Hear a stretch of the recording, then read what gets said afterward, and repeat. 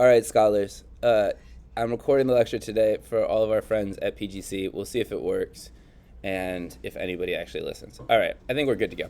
Okay, so write down your questions. So here's the goal today. I'm going to give you a lot of context today. I'm going to give you a lot of just like basic information from the beginning of the book. I'm going to give you a lot of stuff to analyze and things to think about when we are reading, hopefully so that we can use this as a point to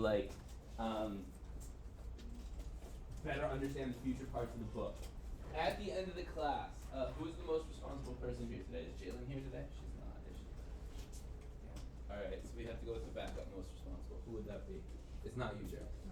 Definitely not you. Who would that be? That would be not Miriam because she's not in uniform. Athelin, I'm going to give you a very big responsibility today. You don't have to tell time. There's no time telling. There's just remembering, okay? I want you to remind me to discuss in detail the next assignment. Well, if you forget, then post assignment is right there, okay? All right, so we'll talk about that. All right, let me get questions. If you have them. If you don't, I'm going to talk a little bit about context stuff. And questions may come up. So if you have questions after this set, I'll take those as well. Like something may come to mind. So let me get Post-its, the first round of Post-its right now. Michelle, Haj Magaj. Good. Hattie Conte has no questions. Oh, okay. It's hiding? You hated your question? Jaden, no questions? You started the day off by saying, I don't know what the hell is going on, and now you have what's happening. Ask what you don't know. That's a good place to start. Sweatshirt, let's go. All right, questions I have so far. Maybe these will jog your memory. Why does Rollins leave with John? Are they just good bros like that? Good question. Also, why has John's dad essentially given up on life? Great question. We will talk about that. I saw this was a baloney? Bullogy? If so, what are the other? And can we read a different book? Oh, I got the last part. Can I read it? Is this you? What'd you write? Trilogy. A trilogy. It is a trilogy. Okay, that was a better question than I thought. It is a trilogy. Good question. It is a trilogy of what Cormac McCarthy calls the Border Trilogy. 3 books written. This is the first of them, All the Pretty Horses. The second is a book called The Crossing. The Crossing takes place with a different character, whose name I'm forgetting right now. And then the third book is called The Cities on the Plain, or something like that. And it is both main characters coming together later in life to round out the trilogy. They are all brilliant. This is, I think, my favorite one, though there are moments in The Crossing that I think are some of the best that McCarthy has. The Crossing is about, similarly, a guy like, another character kind of like John Grady, who finds a wolf on his ranch who is pregnant and follows the wolf back into Mexico, and that sort of sets him on his path. And then the third book is the two of them coming together, and there's like a love story, and it all kicks off. Lots of fun, the trilogy. You should read it if you want, and if you would like the books, at the end of this one, I can get you copies of the Border Trilogy books. I'm always willing to give Cormac McCarthy books to students. He is my favorite. Good question. Is this a modernist book, considering modernism was filled with ambiguity and indistinct dialogue? Somebody has been looking at their flashcards. I love that. That's a good question. Is this a modernist book? Relatively speaking, it's interesting in that it has somebody define modernism. Who's got their flashcards in brain and can define modernism? Wow, the silence is deafening. Modernism? No? Who asked the question?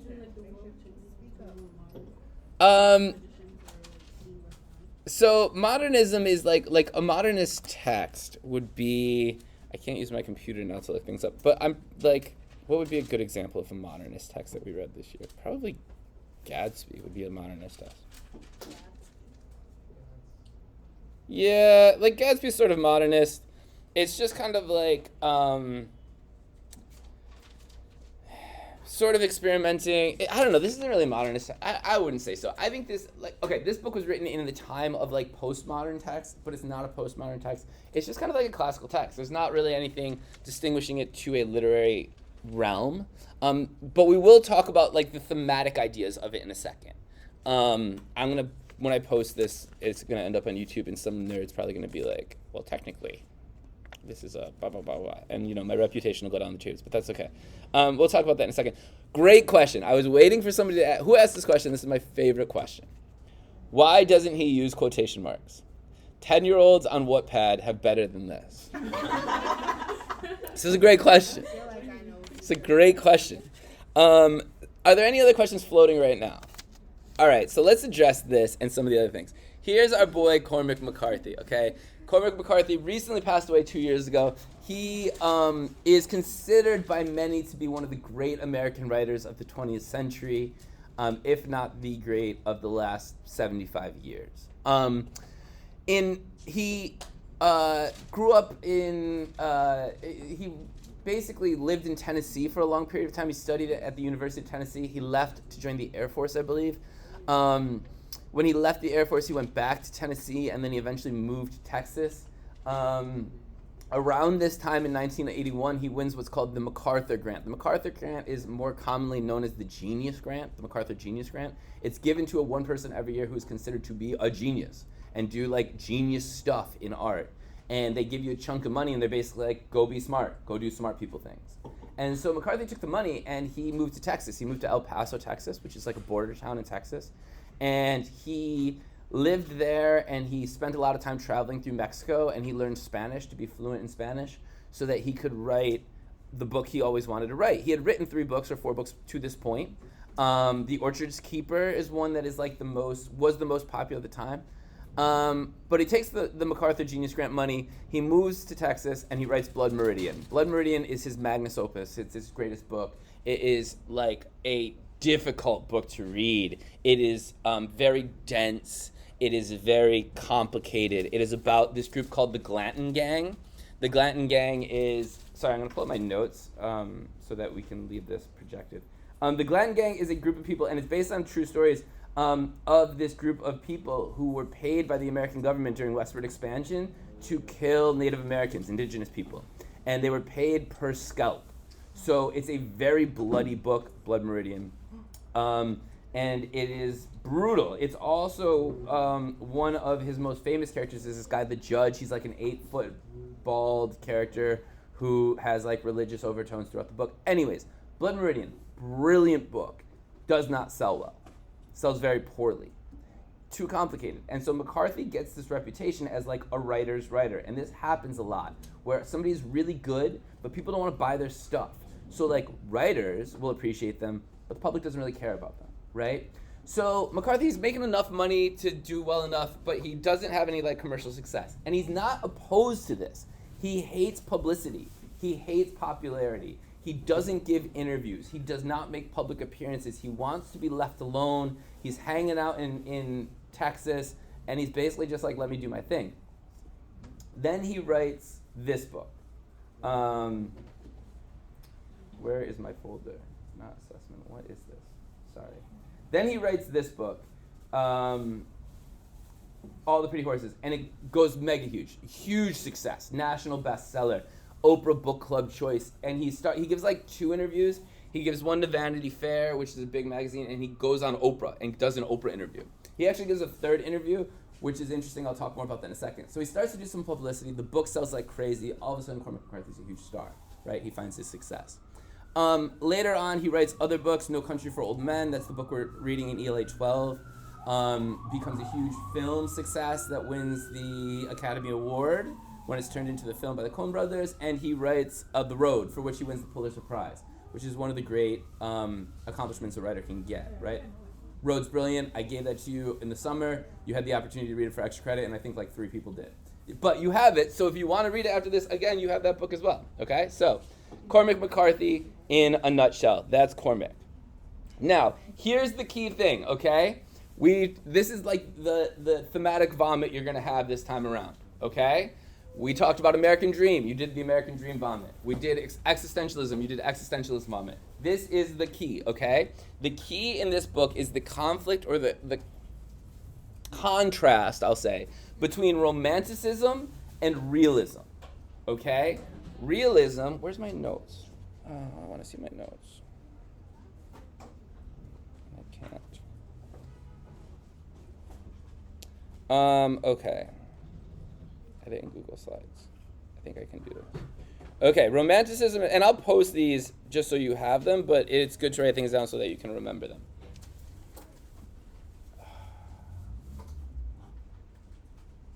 This is going to be frustrating to me.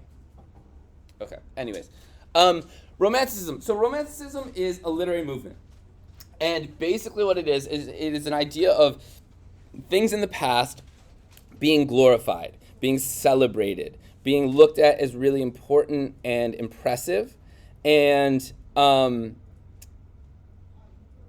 there's a lot of emotion to it, and we celebrate people as heroic, and there's just like over-the-top situations, okay? When we romanticize things, we look at them and we think of them in their best version, okay? So think of, for example, if you could move to any country, any place in the world, where would you want to move? What would be a place you would want to move? Who's got a destination in mind they might want to go to? Haj, where would you want to go? You don't know? Paris. Where? Paris, lovely. Why would you want to go to Paris? Paris is a beautiful place. Why would you want to go to Paris? The scenery, beautiful. What else? What else is good about Paris, the French, etc.? The Eiffel Tower, beautiful. Good. What else? Pastries, the food is fantastic. The art is incredible. The wine is great. Okay? Man, Paris sounds great. I would love to live in Paris. And then you're like, you know what? I would love it so much, I'm going to move there. And then you get to Paris and you realize it's kind of dirty. And the French people are really mean. And you don't speak the language, which makes things difficult. And the food, while delicious, is really rich and like overwhelming. And you can't eat it every day.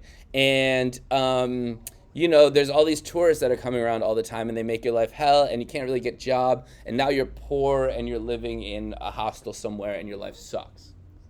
What you did was you romanticized Paris. You saw all the beautiful things about it, the great things. You celebrated the city. But what you didn't do is look at it realistically.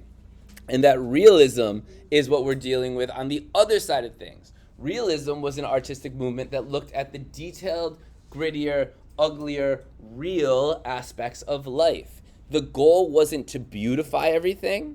It was to deal with the truths, even if those truths are unpleasant. And this is the contrast we have in this book, is ideas of romanticism and realism. Now, when we look at it, we're not really going to look at it from a stylistic point of view, right? Like, is he writing from this perspective or that perspective? Though that will take a play in the book. But we're going to look at it based on how characters' perspective of the world is. How are they looking at a situation? Are they looking at it realistically or are they looking at it romantically? Okay? And so those are the things you have to think of. Can you think of a situation where it would be good to look at something romantically? A situation where it would be good to look at something romantically.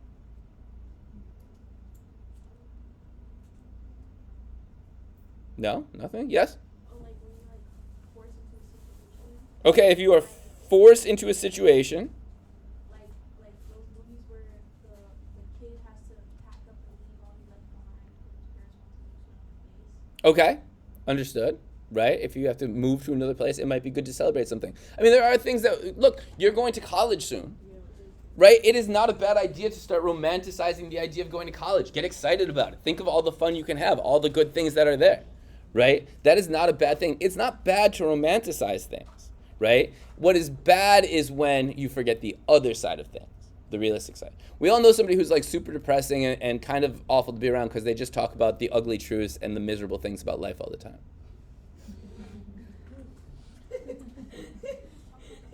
We also know somebody that's like really annoying because they're super romantic and you want to be like, can you please shut up? Everything is not that great, right? I think we need a balance between the two. Does this make sense? We good so far? We're going to talk a lot about this. All right. Things to consider when you're reading this book. 1, weather.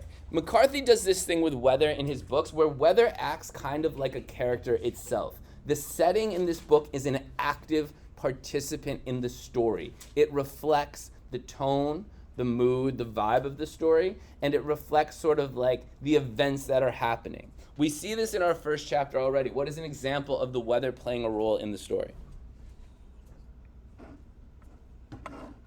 Don't think too hard. Where do you remember the weather being important? Cold. Okay, the cold. Where is the cold? It's like when he goes to like San Angelo. San Angelo to San Antonio. Good. The cold, the snow. Right in the beginning, weather plays a part. What's the early event that happens? On like the first 3 pages. Please tell me you read. The internet's going to hear that you didn't if you didn't.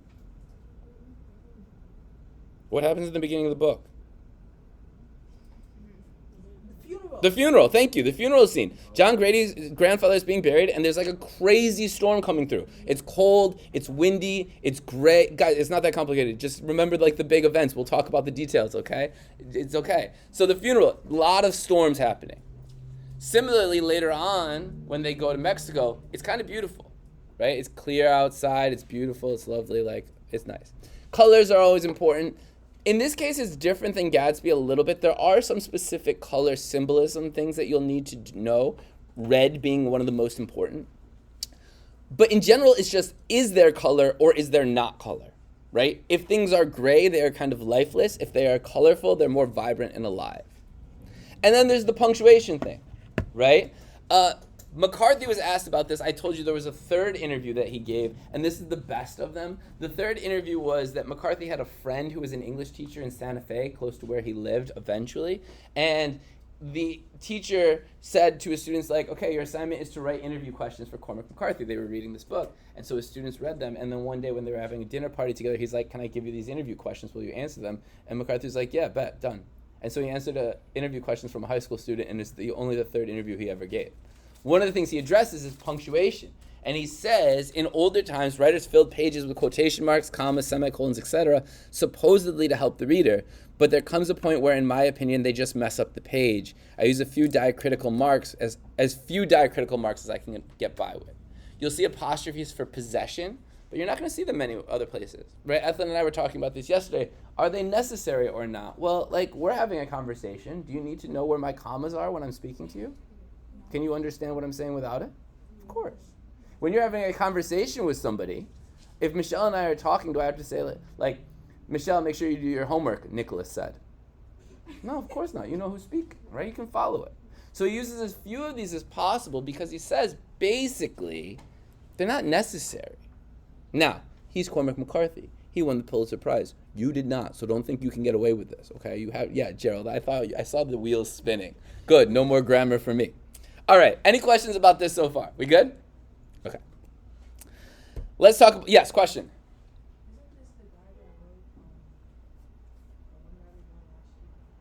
Yes, No Country for Old Men. Absolutely, yes. All right, anybody other post-its that were written down? All right, we're going to talk about a few things. Are there any scenes or moments in particular that you really want me to get to, where you're like, yes, we need to talk about this? He meets this girl randomly on the street. Got it. We'll talk about that. Mary Catherine. We'll talk about Mary Catherine. Any other moments that you really want to talk about or you think are super important to discuss? Okay. This period ends when? 55? 50? 50. Okay, cool. If you get tired of hearing me talk, call for a break. We'll do a little turn and talk. We'll discuss things. Otherwise, I want to make sure we can get through as much as possible. But I won't be offended if you're like, yo, please shut up. I've had enough of you already. Gerald, that's your job. Okay, here we go. Opening lines. We always talk about this. The opening lines are the most important lines. The opening lines here are complicated, okay? So let's discuss them briefly. Get your books open to 3, and let's look at the first 3 lines here, or the first few lines. The book starts off as follows. The candle flame and the image of the candle flame caught in the pier glass, twisted and righted when he entered the hall, and again when he shut the door. He took off his hat and came slowly forward. The floorboards creaked under his boots. In his black suit, he stood in the dark glass where the lilies leaned so palely from the wasted cut-glass vase. Along the cold hallway behind him hung the portraits of forebears, only dimly known to him, all framed in glass and dimly lit above the narrow wainscoting. He looked down at the guttered candle stub.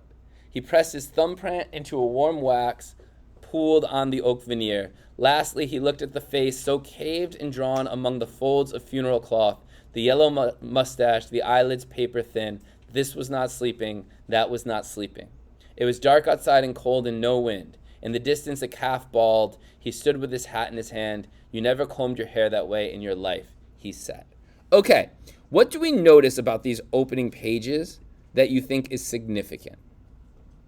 It can be keywords. It can be a sentence. It can be an idea. What do you got, JP? He keeps using the words like candle flame, like candle stub, Good. fire. Candle fame, candle stub. There might be another one in there that I didn't see. Good. What else? What do you notice? Yeah, Michelle. The end where he says that was not sleeping. That was not sleeping. Good. You see repetition. You got to identify repetition. Good. What else we got? He keeps repeating the word he. He. Good. He. What does this impact does this have when you repeat the word he?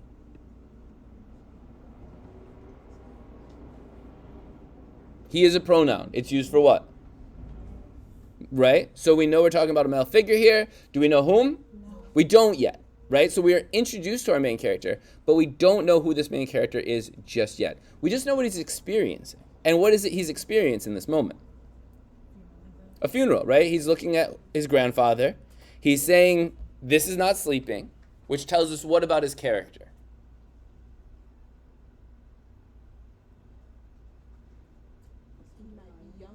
He's young. How does you know that he's in denial? Right. Like he is adjusting to this new reality. This person, his grandfather, is not sleeping. He's coming to terms with the fact that he is actually dead. Right? What was that? Realism, right? Coming to the unpleasant truth. There we go. We're starting in on our romanticism versus realism vomit. It makes me happy. Okay, good. There's a couple other things symbolically that are important here. What images do you think might be important symbolically?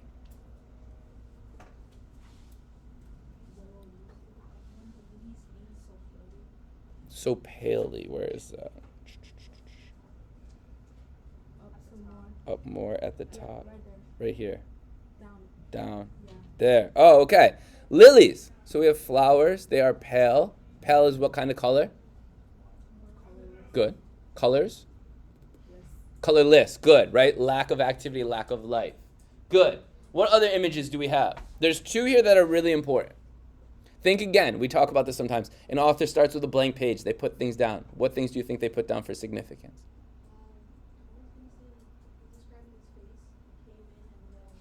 Okay. Yellowed mustache. Right. Eyelids paper thin. Good. The portraits. What does forebears mean? His ancestors. So I want you to picture this for a moment, right? Think about this scene. There's a man there on a table, on a platform, on something. It's his grandfather. John Grady's looking at his grandfather in this room. And on the walls of this room are portraits, paintings of his ancestors, the people in the family that came before. They're all on the walls, right? And John Grady's standing there. What is the scene that is set up in this? How does McCarthy present this? Why mention the forebears?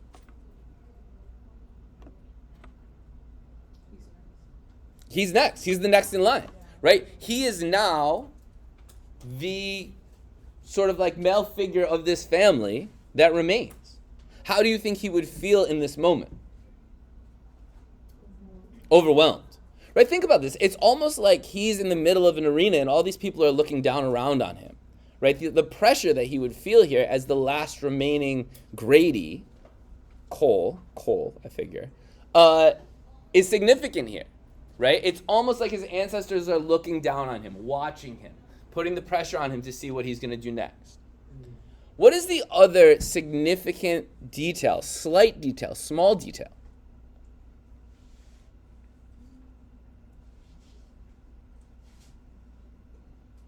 What else does John Grady Cole do? Yes. He presses his thumbprint in the warm wax. Why is that important? What does that do? What does that tell us about him? Imagine there was a candle here on the table, right? And there's like, you know how the candle melts and there's a pool of wax, and I go and I push my thumb into it. What am I doing? And what? Creating a fingerprint, leaving a mark? Anybody in forensics? Why are our fingerprints important? Sense of identity. John Grady is leaving an imprint of his identity. He is trying to leave an impression of his identity here on this scene, right? So we see early on, there's a couple of things coming together here. One is, John Grady is the last remaining Cole boy, right? He's the last one. All of his ancestors are looking down on him, watching him. There's a sense of familiar pressure. And he shows that he is eager, he wants to, he is motivated to leave an impression, right? He wants to leave his mark on things. And so McCarthy sets this book up as one of, okay, there are stories that come that lead us to the point we are in, but it is ultimately up to us to make our mark on the world in which we inhabit, right? The world in which we sit. Make sense? Good so far? Questions about the opening scene? So I want you to keep this in mind, right? John Grady Cole is living out a legacy, and we learn about that legacy a little bit. But at the same time, he's trying to make his mark on the world. I don't think we talk about this so much, but when we talk about this legacy, which is mentioned on pages 6 and 7, what is the legacy of the Cole family? Ethelyn, tell me about the Cole family. Or the Grady family, I guess. They're all dead, yes. The Grady boys are all dead. And how did they die? Did they die calmly, peacefully in their sleep? No? Why not? What happened to the Grady boys? All the old Grady boys that lived in this house from the 1870s on.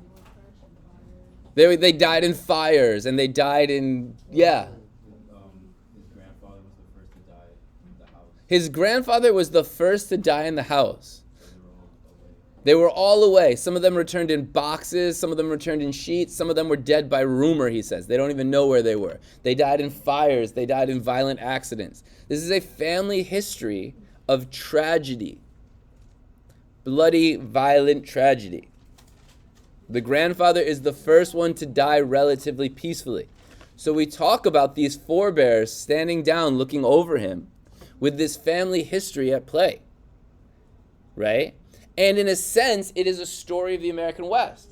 McCarthy talks about how they got this land because the government was basically giving people money to go expand westward, right? And then they saw what the American West was like. And the American West was bloody and violent and tragic. And of all the brothers, one of them survived, and there's only one who ever died in the house. And now we see what happened to John Grady Cole's dad, who's not married to the family. His mom wants nothing to do with this. And then there's just him.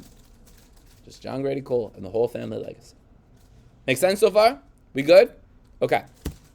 Page 6 is a key quote. What he loved in horses, what he loved in men, the blood and the heat of the blood that ran them. Repetition is important. Why? Emphasis. Thank you for the call and response. We see which word being repeated here? Blood, which means what? Could be death. Could be violence. Red, good, color, red, blood. But it could also be life. What does John Grady love about horses? It's the same thing he loves about men. He loves the blood and the heat of the blood that ran them. If your blood is hot, what does it mean?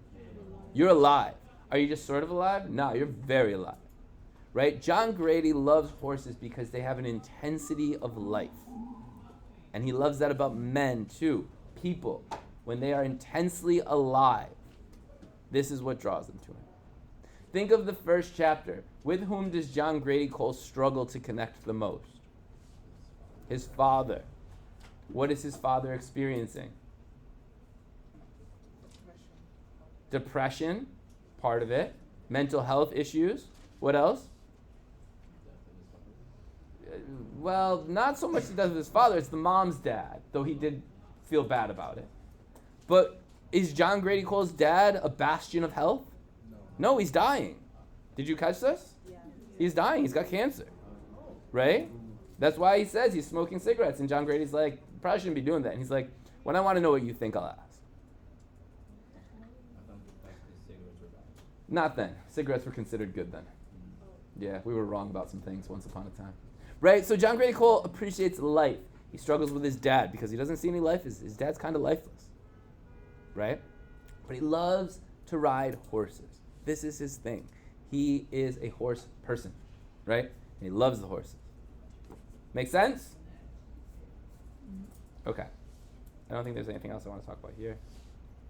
Kind of good. All right.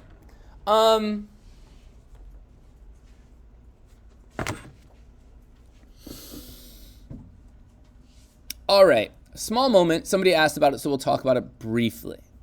What's happening in John Grady's life outside of the fact that his grandfather has died? His dad is kind of lifeless and is smoking himself to death, and his mom is, I don't know, not there. He got dumped. Girl, dump poor John Grady. Why'd she dump him? Yeah, it does. It says. Not that he's broke. It's on the screen. Look at the screen, people.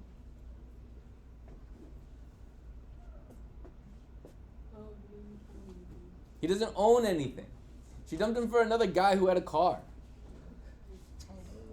Yeah. Him 2 years older than you, his car, got his own car and everything. I don't know what you expect. And John Grady says, I don't expect nothing. Rollins, his best friend, sits there smoking. He says, she ain't worth it. None of them are. And John Grady Cole says, after a little while, he goes, yes, they are. What do we recognize about our characters here and their perspectives? What do we see about our characters and their perspectives here?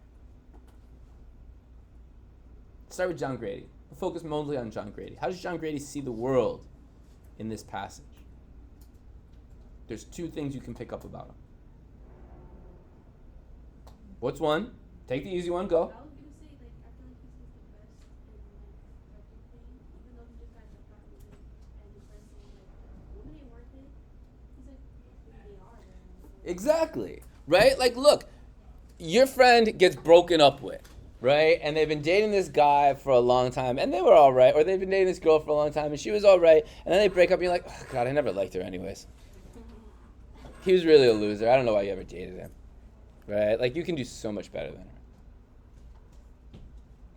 Now, fair point, maybe. Makes you feel a little bit better. That's basically what Rollins is saying. He's like, listen, she's not worth it. Don't worry about her. John Grady goes, yeah, they are. Right? From his perspective, emotional relationships, connections, romance is important. It is valuable. It is something he values, right? Even in this moment where he is heartbroken, he can still see the value in being with somebody. Huh? Is it like the poem? What do you mean? Like,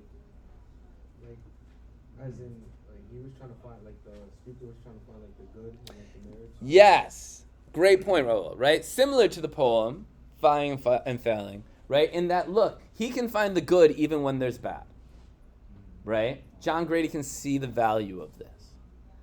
There's another detail. Why do you think McCarthy includes this part about how she, Mary Catherine, left John Grady for a guy with a car? Part of it's materialism. He has horses. What's the difference here between horses and a car? Horses are alive, cars are not. But one is older and one is newer, right? One is industrial and modern, the car, and one is traditional and older, the horse. John Grady likes horses. And we see throughout his trip here, right? He comes in contact with industrial things and he dislikes them. Early in that first passage, he's standing outside just after he leaves the house, and this train comes rushing by to break the silence of the moment, right? Train, an industrial idea. Cars, industrial ideas. Roads, industrial ideas.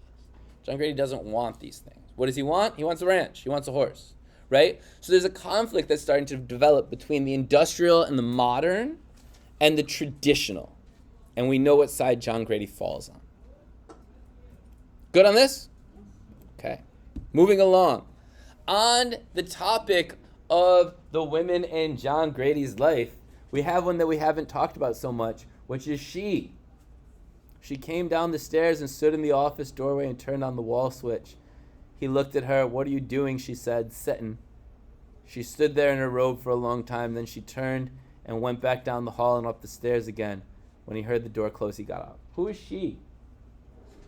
His mom. Why doesn't he say that? We talked with the stranger, Maman died today, right? And how Maman was an important phrase. He doesn't feel familiar with her. Very good, right? He has no relationship with her. It's not his mom. It's not his mother. It's not mama. It's none of these things. It's she, right? Almost like devoid of a relationship. You'll notice here, the conversation is super limited. She says, what are you doing? He says, I'm sitting. That's it. Her dad just died. His grandfather just died. She's selling this ranch. He wants to keep this ranch. They could talk about anything. She says, what are you doing? And he says, I'm sitting. Right? There's a huge disconnect here. He says, look, lease me the ranch. I'll give you all the money from the ranch. I don't need any of the money. I just want to live here. And she says, all the money, you don't know what you're talking about. There is no money. She put the napkin on the table and pushed her chair and rose and went out. Again, a whole passage here where she is not mentioned. Right? So we see the complexity in this relationship. They have a very complex relationship. John Grady and his dad, they're not like comfortably talking to each other, but they'll talk, they'll spend time together, they ride together later on, right? John Grady and his mom, nothing. Make sense? Good? Okay. Moving along. Are we doing okay so far? Questions pop up. Are things making a slightly more sense? Jaden, are things making slightly more sense? I love that. Okay. John Grady tries to be an adult. He goes to a lawyer. He says, I want this ranch. I'm going to go to a lawyer. That's what adults do. And the lawyer tells him basically everything he doesn't want to hear. Hey, by the way, your parents are divorced. He signed all the papers. He got nothing. She got everything. And she wants to get rid of it all. We tried to tell him don't sign it. He signed it anyways. He didn't even get a lawyer. There's nothing you can do.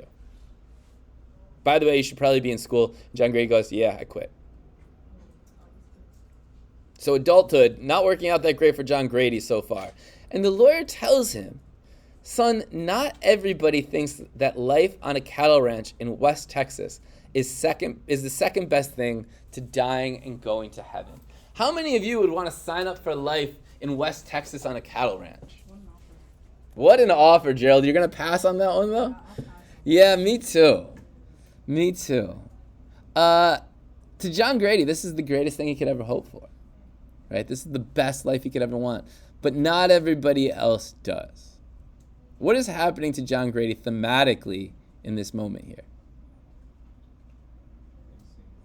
He's seeing reality, right?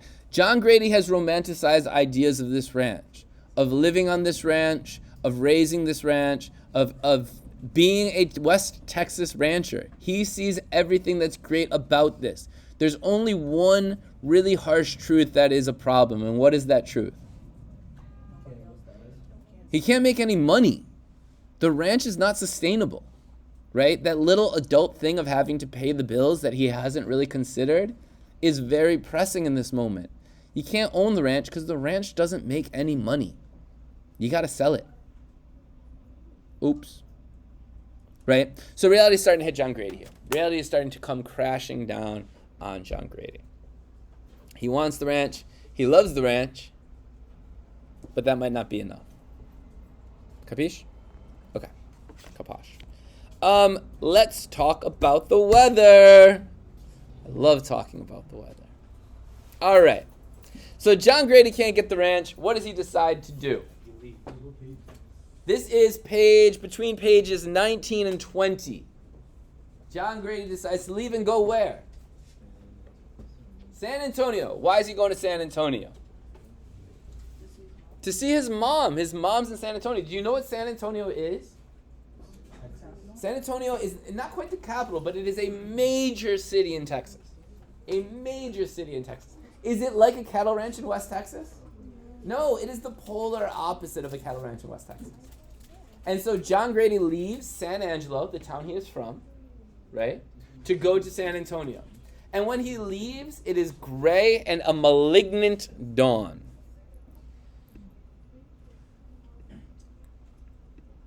It is cold. It is winter time. We've talked about seasons as symbols. Winter represents what? Death, everything's dying, right? Okay. John Grady leaves San Angelo. It is gray, it is malignant, it is wintertime. And as he travels, here's what happens. First, we get a bit of snow. Then, we get more snow. Lots of snow. Then, we get a translucent slush on the blacktop. We get ice on a bridge. And then, by the time he gets to San Antonio, he's in a driving snowstorm. He walks around town in the snow, and it is dark. How does the setting act in this passage? Yes? I feel like it's a warning. Like, if he stays in the city, like, if he decides to stick with his mom and just, like, get over the farm life, that's, like, his death, you know, like, metaphorically. Yeah, right? Like, how does this setting evolve as he grows nearer and nearer to San Antonio? It gets worse and worse. The storm gets worse and worse. The closer he gets to the city, the worse the weather gets, right? And the darker it gets, the more lifeless it gets, the more threatening it gets. How does this reflect John Grady's perspective?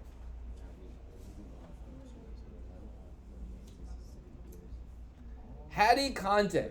Yes, come on, you know this. How does this reflect John Grady's perspective? Think. If you were in his position, how would you feel? You're going to a big city. You don't like cities. You want to live in a place like the town of Clay, right? That's your dream. A great place to live, work, and raise a family. Just imagine you would like a life like that. And you're getting closer and closer to a city. And as you do, the weather is getting worse and worse and worse. What is the vibe going to be like? It would scare me off. It would scare you off. You would never go to a city. Bad vibes. The listeners at home can't see this, but Hattie Conte is shaking her head, right? No bueno. Okay, so John Grady is seeing a worse and worse situation develop the closer he gets to the city, the closer he gets to his mom. Do we see how the setting can act as an active participant in the story? Right? It is reflecting the setting. You have to keep this in mind. Anytime you see something setting related, that's very important, right? Those are changes that are happening in the story. We've talked about setting related activity in one way. What is the thing I tell you always to look out for setting wise? Seasons are one. Seasons I get counts. Maybe a second one as well. What? Weather. What specific type of weather?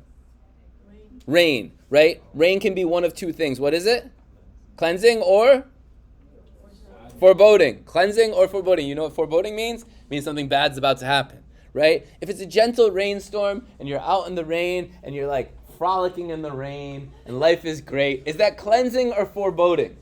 Cleansing. If you're out in the rain and it's a heavy downpour and the lightning's coming down, is that cleansing or foreboding? Foreboding. Okay. Setting is active. Keep this in mind, people.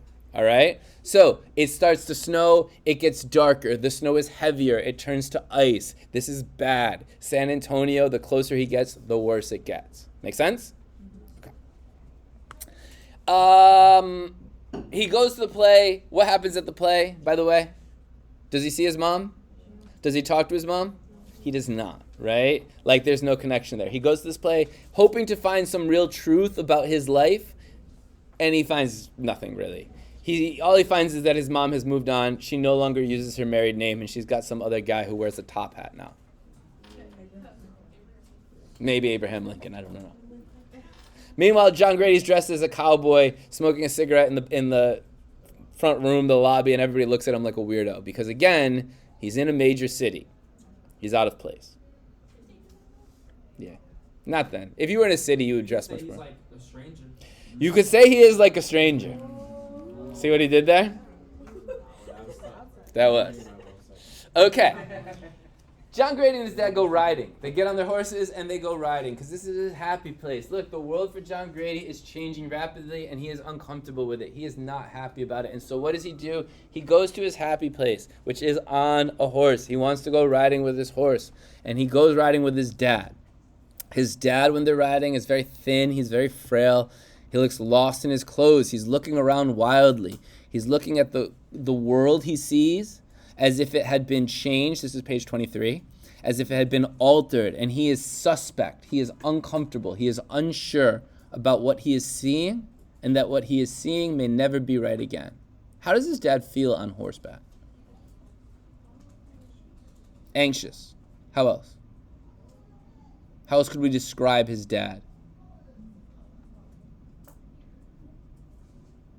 Come on, use words, people. Out of place, maybe? Uncomfortable, right? And it's not just being on the horse that makes him uncomfortable. It's kind of the world around him, right? You can see this figure kind of in a world that has passed him by. He's not very comfortable with it. Meanwhile, John Grady, the boy, rides on slightly before him, sat on a horse not only as if he had been born to it, which he was, but as if he begot, if he experienced malice, something bad, or mischance, into some queer, strange land where horses never were, he would have found them anyway. What is John Grady's relationship with riding horses? He loves horses. He's a natural on horses. Not only that, they say if there were no horses, what would he do? He would find them, right? John Grady would find horses because that is his home. That is his place of belonging, right? That is where he feels at home. And even if he were removed from that situation, he would go and find them. Now, think about this, people. What is happening in John Grady's life? They're taking the ranch away. He is being removed from a place of horses, a ranch.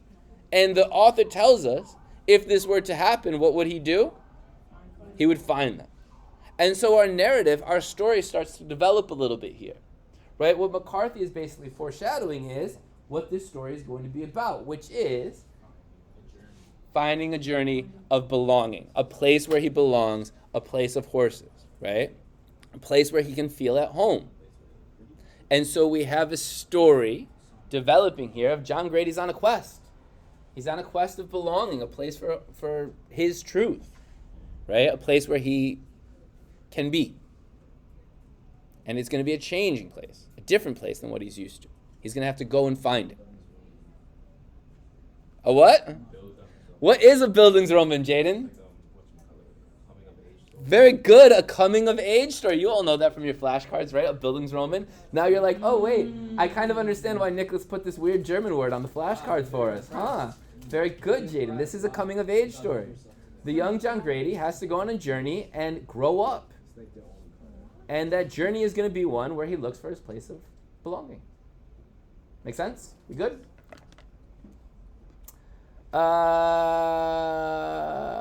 We just talked about this. Yeah, we just talked about this. That's okay. Actually, let me see. What were my notes at here? You're going to get a peek behind the curtain here. Absence, belonging. John Grady is oriented towards the sense of belonging. His father wrote through the land, but the land is in ruins. Okay, yeah, we talked about this just now. All right. Duplicate. Let's talk about the Comanche tribe. Nobody wanted to talk about the Comanche tribe? Gerald, you weren't like, I'm dying to talk about the Comanche tribe? You're not dying to talk about the Comanche tribe? Does anybody, because you read it and it showed up like 3 times in this chapter, you'd been like, hey, I don't know what the Comanche tribe is. I'm going to look this up, right? What'd you find when you looked up the Comanche tribe? You lied. That's good. You were disinterested in the Comanche tribe. Okay, I love this. This is a challenge for me. I'm going to try to make the Comanche tribe interesting, all right? Here's the deal. This is my goal. I'm going to take 5 minutes, and you're going to listen, and I'm going to... Yvonne, don't put your head down. I just started, okay? I'm going to try to make the Comanche tribe interesting. On page 5, John Grady is out there for his first ride after his grandfather's funeral. He's just trying to get away and escape. And he gets to this place where he starts to think about the Comanches on the Kiowa County to the north. He thinks of the old Comanche road. And at this hour, he was always choose when the shadows were long on the ancient road, blah, blah, blah, blah, blah. He thinks of a dream of the past where the painted ponies, where's my little pen here? The painted ponies and the riders of that lost nation, the Comanches, came down out of the north with their faces chalked and their long hair plaited, each armed for war, which was their life, and their women and children and women with children at their breasts, all of them pledged in blood, redeemable in blood only, above the low chant of the traveling song, which the riders sang as they rode, nation and ghost of nation passing, in a soft corral across the mineral waste to darkness, bearing lost to all history and all remembrance, like a grail, the sum of their secular and transitory and violent lives. John Grady is out there on his horse, and he sees this hill, and he's imagining a tribe of indigenous people, right, with their bodies and their horses painted. And this would typically be for a scene of war. And they're coming down this hill, post-war scene, and they have fought and pledged and in blood and redeemed themselves in blood from this battle, and they're walking with their whole tribe and the prisoners of war from this tribe, and he's looking at this and he's feeling kind of like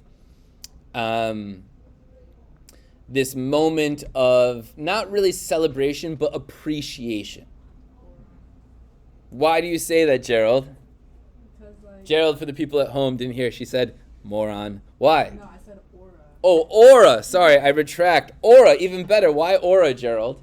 Because like they just finished coming back from the war, and I guess he feels respect because they used horses to get what they wanted. Good. Remember, what John Grady loved about horses is what he loved about men, the blood and the intensity of the blood. And he's thinking about this Comanche tribe, which has pledged itself in blood and redeemed itself in blood and won a bloody, violent war. They are very intensely alive in this moment. Later in the chapter, his dad mentions the Comanche as they're riding around. And he says, people don't feel safe no more, his father said. We're like the Comanches was 200 years ago. We don't know what's going to show up here come daylight. We don't even know what color they'll be. The dad has a very different perspective on the Comanches, which is what? That they're dumb? Not that he fears them. They're not quite that they're dumb, but what happened to them? They're gone. They're gone. There's no Comanches anymore. They died 200 years ago. They didn't know what was coming, and they got wiped out. Here's John Grady celebrating the Comanche tribe, right? A romantic perspective. The reality, the truth is, they got wiped out. Totally wiped out, right? And so that thing he's celebrating is not a thing in reality. Does this make sense? Okay, I think there's another note here. I'm going to let you see again. Awkward conversation, blah, blah, blah, differences between sons, push from their land, ultimate demise, transition, historical West. Okay, yeah. Are they slightly more interesting? Damn, I tried. I did my best. They're Comanches. What do you want to do? All right. So, if your mother and your father never met, would you still be born? No. You don't think so? Yeah, because you gotta think about it, bro. We all come from our dad's sack, so he would find that. We're recording. It's okay. Keep going. Hopefully they didn't hear this, but carry on. So he would just find a different lady if he has But what, your mom plays no role in the birth? Yes, she does, but I'm saying. Well, if it wasn't your mom. Start in the sack, bro. Right, but it's, I'm sorry. it's okay. We start in. Yeah, I got you. That part. And then we go into our mom, but we're still. But if your mom's different. She changes, No, half of you though. It's only half of you. Half of you is the egg. That's a good point. That's a really good point. I'm not. So you're gonna have yourself. You don't think so? I'm gonna just be wrong. I mean, this is the question at play. If your mom and your dad never met, would you exist? Always win that race, even if it wasn't. Okay. Listen, if your mama had a baby with her other husband and your daddy had one with his other wife, which one would you be? Oh. And Rollins says, I wouldn't be neither of them. John Gray says that's right. Rollins laid watching the stars. He said, I could still be born. I might look different or something. If God wanted me to be born, I'd be born. And John Gray says, and if he didn't want you, you wouldn't. And Rollins says, God damn, you're making my head hurt. He says, I know, I'm making my own. And they say, all right, I'll just watch the stars. Now, what's a comical moment? And there are funny moments throughout this book. They're like little teenage, these kids are 15, 16 years old, right? They have teenage kid moments of foolishness. And this is one of them, right? It's a light moment, but it does bring up a question. Not if your mom and your dad never met, wouldn't you be born? But the fact that you are is a result of what? Chance, right? Slight chance, right? Look, your mom and your dad did meet. Had they not, things would be drastically different. But that one decision made a big difference. here you are. Right? Here you are. Major events can be the result of the barest of choices. It also tells us something about Rollins, right? John Grady's talking about your mom and your dad didn't meet, you wouldn't have been around. It's like basically just science, right? Your physiology and anatomy or whatever it is. Rollins comes and he counters this idea with what? Oh, God wanted him to be born. Yeah, if God wanted me to be born, I'd be born. But his soul. What does this tell us about Rollins? Yeah, he's more inclined to explore religious ideas, right? He's more inclined to like think about ideas of fate and religion and larger theological ideas. Whereas John Grady's just like, nah, that's not how the science works, man. Right? All right? We don't learn much about Rollins here other than that he's a good friend so far. Somebody did ask, why is he going with John Grady? Why is Rollins going with John Grady? What does this tell us about him? He's kind of just chill like that. He's going with the floor. He's just, his friend's going to go. He's got nothing to do. Let's go ride some horses. Why not? This is a good side quest. He's got to do something. Got to do something. This is dad lore. No, here we are. What is? I don't know what that means. Dad lore? Yeah. I mean, have you ever sat down with your dad and he just tells you stories? Oh yeah. Okay, so Yeah. I gotcha. It's like building a story. Gotcha. Yeah. So they're like, all right, let's go for a ride, and off they go on their horses. One of my favorite passages. This is the last one I really want to talk about today. Is at the end of the passage today, page 30. I think this is brilliant, and really honestly, one of the there's passages in this book that we'll dwell on and I'll talk about, and I think are just like truly beautiful writing. I think this is one of the more beautiful passages in the book, as they take off, right? And I want to deconstruct this a little bit. We're going to break this down a little bit in depth here, okay? So they heard somewhere in this tenement light a bell that tolled and ceased where no bell was. And they rode out on the round dais of the earth, which alone was dark and no light to it, and which carried their figures and bore them up into the swarming stars, so that they rode not under but among them. And they rolled at once jaunty and circumspect, like thieves newly loosed in that dark electric, like young thieves in a glowing orchard, loosely jacketed against the cold, and 10,000 worlds for the choosing. All right, we're going to do a little deconstruction on this passage, right? We're going to break it up. We're going to break it apart. We're going to find the deep meaning in here. I want you guys to kick this off, and I want you to pick key words or phrases that you want to focus on. All right? So we're going to look deeply into this text, minutia, word level. What words and phrases stand out to you? The swarming stars. Where is that? Here we go. Now I say into the swarming stars. Good. What other ones? Among them. Not among us. But among them. Good. What else? Yes, Michelle. Thieves. Like young thieves. Like thieves newly loosed. Good. What? The glowing orchard. What else? For the choosing. For 10,000 worlds for the choosing. Great. What else?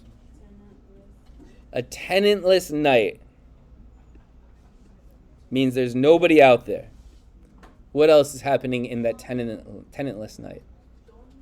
Jaunty and circumspect.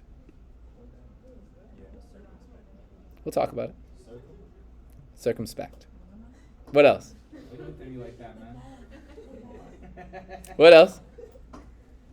The bell. They heard a bell that tolled and ceased where no bell was. Alone and there's one more thing here. Was dark and no light to it. They carried their figures and bore them up into the swarming stars. So that they but we're looking at keywords. If you wanted to, you could take these keywords and you could break these keywords up, loosely jacketed. Let's draw meaning from these words. This is an example, and this will happen as you read this book. There are going to be passages in this book that are going to be difficult to understand. It might be because there's like horse-related vocabulary or ranching-related vocabulary, or just McCarthy's got a killer vocabulary and he's going to use words you don't use. He likes to do this, okay? It doesn't mean you can't understand what it is. It just means it's going to take a little bit, all right? So let's break this up. We're going to break it up into 3 parts here, maybe more than that. Here's 1 part. Here's 2 parts. Here is 3 parts. Here is 5 parts, actually, and 5 parts. Okay, which part you want to start with? Yes. The first part. Let's start with the first part. Alright, so where it says tenantless night, a bell that's tolled and ceased where no bell was, I'm seeing like a image of uncharted territory. Okay, let's see if I can do this. This is not going to work too well. This is an illusion. What is this an allusion to? Does anybody know? I'll be super impressed if you did. It is not a book. It is a poem. It is a poem. Also, it could be to a book that also makes a similar allusion. You tell me. It is not Shakespeare, but a good guess. It's always a good guess to go with Shakespeare.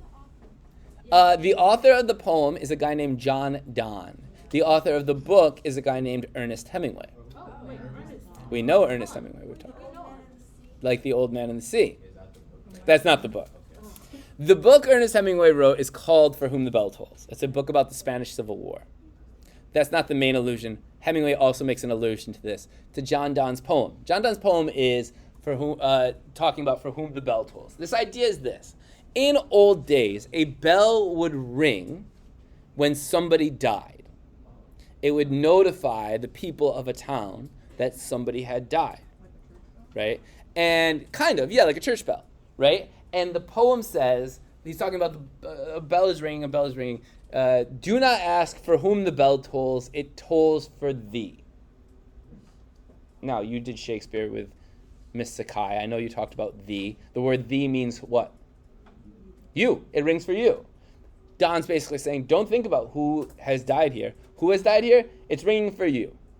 So now, the bell is ringing in a tenantless night. Tenantless meaning there's nobody around. So for whom is this bell ringing? Not for me. I'm reading the book. For them. But wait a minute.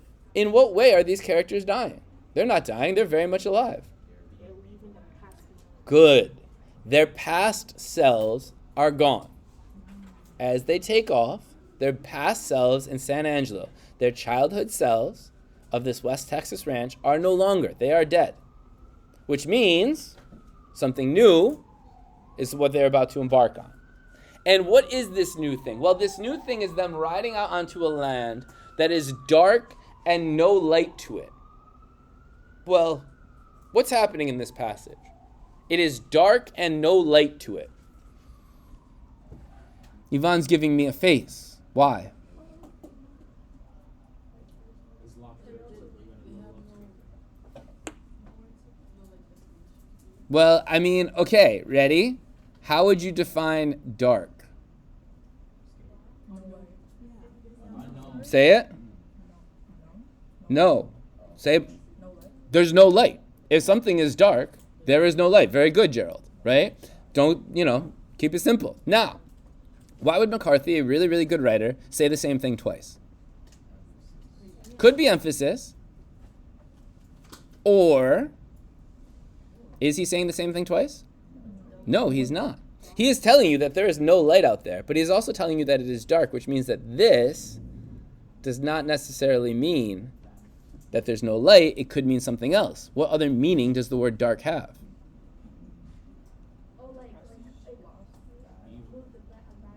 Could be something bad, right? Could be evil, could be depressing, that there is something dark out there. And it's not just the fact that there's no light. We don't know what, just that it's there. Right? Okay. And so the light, and it carried their figures and bore them up into the swarming stars so that they rode not under, but among them. What is happening here? They are riding among the stars. Not literally. You would imagine it would be like a big open space, lots of stars in the sky, right? But it says if they were to literally be riding among the stars, what would have happened to them? They would have been dead. And what would have happened?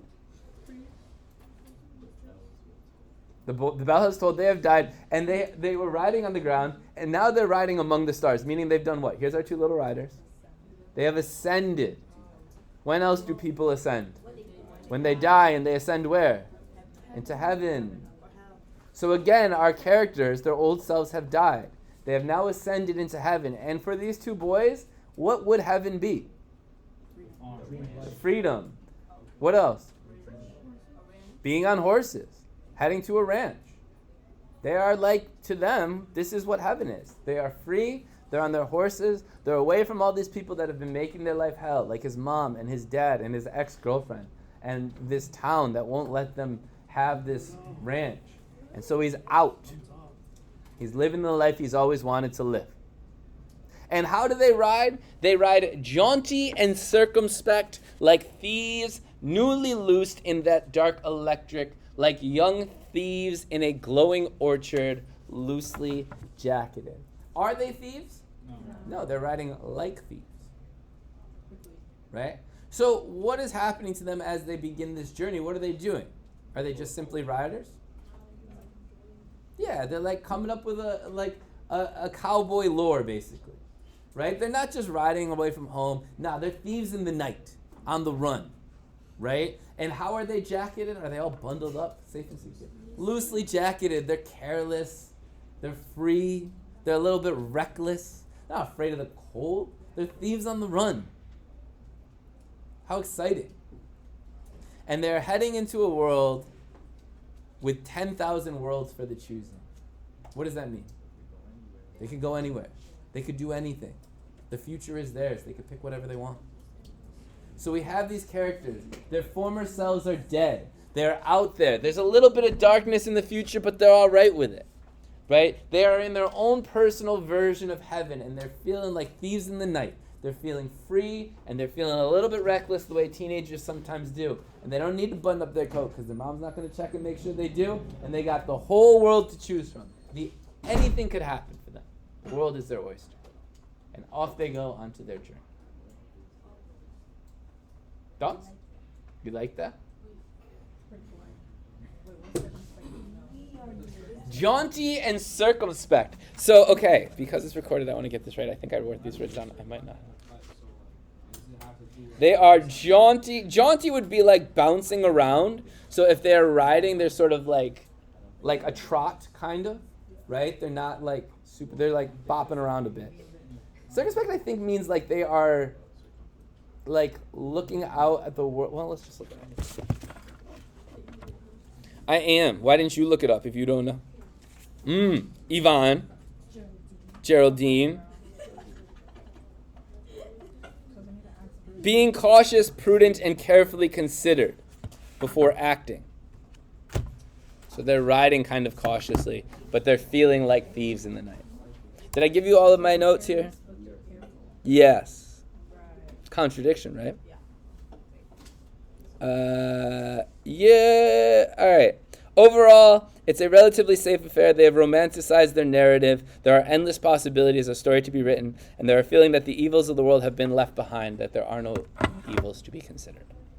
Good on that? Yeah. All right. Things to think about: perspective and motives, setting. We've talked about setting, right? What's the deal with setting in the opening of the novel? I say setting, you say setting is? It is dark because someone dies, because the weather is changing. But in general, you're going to say in this book, setting is an active character. Setting is an active character. And then you're going to discuss how that setting is active, right? How do we see John Grady's perspectives? How does John Grady see the world? Come on, we're practicing our romanticism vomit. John Grady sees the world from a romanticized perspective. Meaning, what? He sees optimistic and the best in everything, but can occasionally ignore the harsh realities. Good. John Grady is motivated by what? What does John Grady want? He wants to be with horses and on a ranch, and he wants to be free. Good? Okay, let's talk about the next week or so. And I'm going to try to do this as clearly, very good, Ethlyn, for reminding me. Thank you. As clearly as I can. All right. For next class, which is on Monday, you have to read to page 59. You have the weekend, Yvonne. Okay? 3 days. That's 10 pages a day. Hang on, don't pack up. I really need your focus here so I can be clear about everything. Okay? Page 59.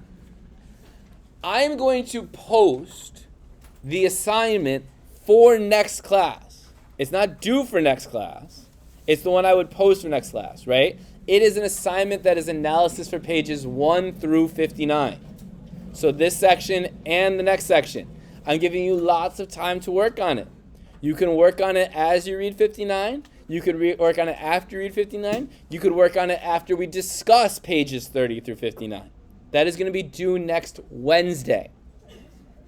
Tuesday night. Yes. Is that a group writing or just That's going to be a personal right. Individual right. Okay? I don't want to hear any complaints about, oh, I couldn't do the reading because we had a I'm giving you like almost a week, 5 days to do the written assignment. 3 classes. Okay? You have to keep up with the reading. One last thing. Listen carefully to me. Listen. Shh. I haven't done this in a while. I'm going to record the lecture for the next reading segment. I'm going to do that probably today. And I'm going to post it today. You still need to read. I'm going to give you a 15, 20-minute quick rundown. But when we come to class on Monday, because it is a shorter class, we will have time to talk about that section based on your questions. Stop packing up, which means you have to come prepared with questions. And we will have some time to get started or work on the written assignment on Monday. Okay? So, for Monday, read pages 59 and listen to the lecture. It'll be on YouTube. I'll post it. Okay?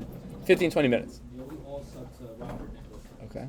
Yeah, please do. I need to get my subscribers up. If I can get to 1,000, I can monetize the thing. All right? I'm also going to post the assignment. It's not due next class. You have time to work on it. It will be individual. Capiche? All right. Good work today. Thank you for being an attentive audience.